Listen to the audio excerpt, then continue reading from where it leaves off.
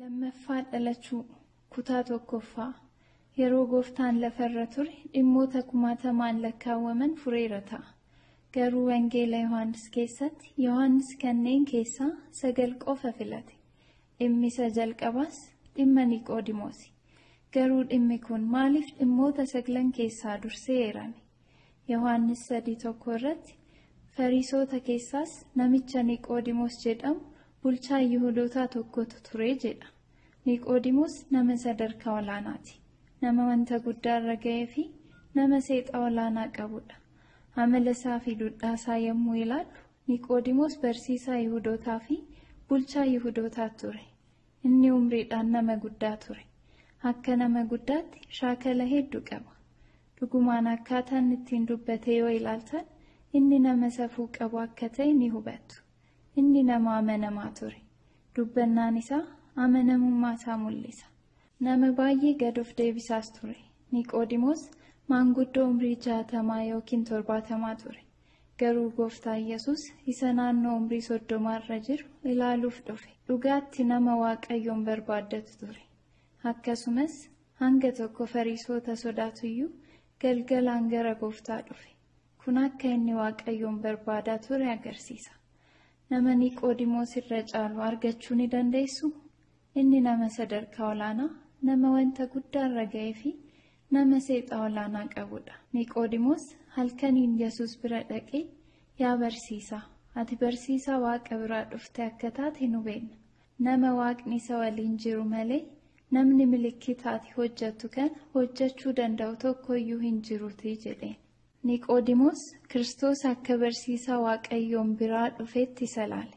Kun ofiisaa fooyyessuuf barumsi caalu akka isa barbaachisu yaadu isaa nutti agarsiisa.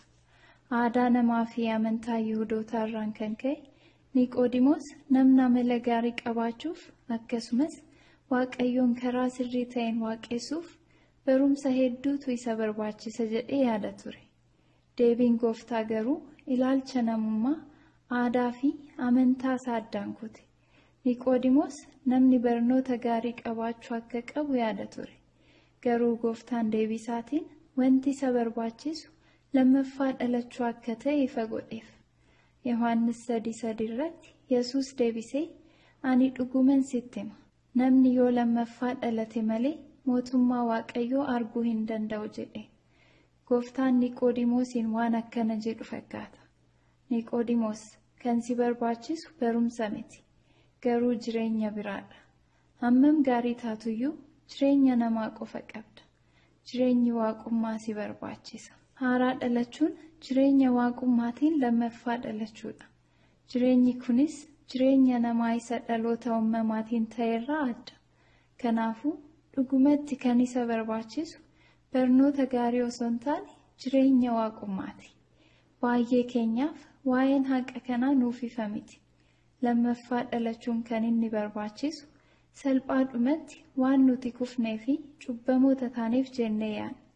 Akka yaada keenyatti jireenyi keenya badaa fi fooyya'uu waan hin dandeenyeef lammaffaa dhalachuun nu barbaachisa. Yaadni kun dogongora. Osoo namni gonkumaa hin kufne ta'es lammaffaa dhalachuun isa barbaachisa.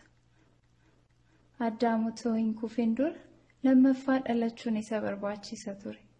Waaqayyo muka jireenya fuula dura kan inni isa kaa'eef kanaaf ture. Osoo Addaam muka jireenyaa kanarraa qooddateera ta'e lammaffaa ni dhalata ture. Hundumti keenyaa kan hubachuu qabnu kan nu barbaachisu amantaa yookiin barumsa nu qajeelchuu fi nu sirreessuuf osoo hin taane garuu akka lammaffaa dhalannuuf jireenya kan biraa, jireenya Waaqayyootu nu barbaachisa.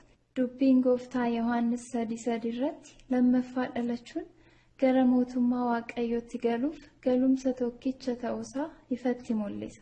Mootummaan yeroo hunda jireenya faana wal qabata. Mootummaan biqilootaa jireenya biqilootaa faana wal qabata. Akkasumas mootummaan bineeldotaa jireenya bineeldotaa faana wal qabata. Mootummaa ta'e tokko keessa qoddachuu yoo barbaaddan dursa jireenya mootummichaatu sin barbaachisa. Simbira qofatu mootummaa simbiraa qoddachuu danda'a. Sababni isaas isaan qofti jireenya simbiraa waan qabaniif. Akkasumas nama qofatu mootummaa namaa hirmaachuu danda'a. sababni isaas isaan qoftu jireenya namaa qaba. Kanaaf jireenya Waaqayyoo malee akkamitti mootummaa Waaqayyoo qooddachuu dandeenya? Lammaffaa dhalachuu qabna. Jireenya waaqummaa qofatu wantoota waaqummaa hubachuu danda'a.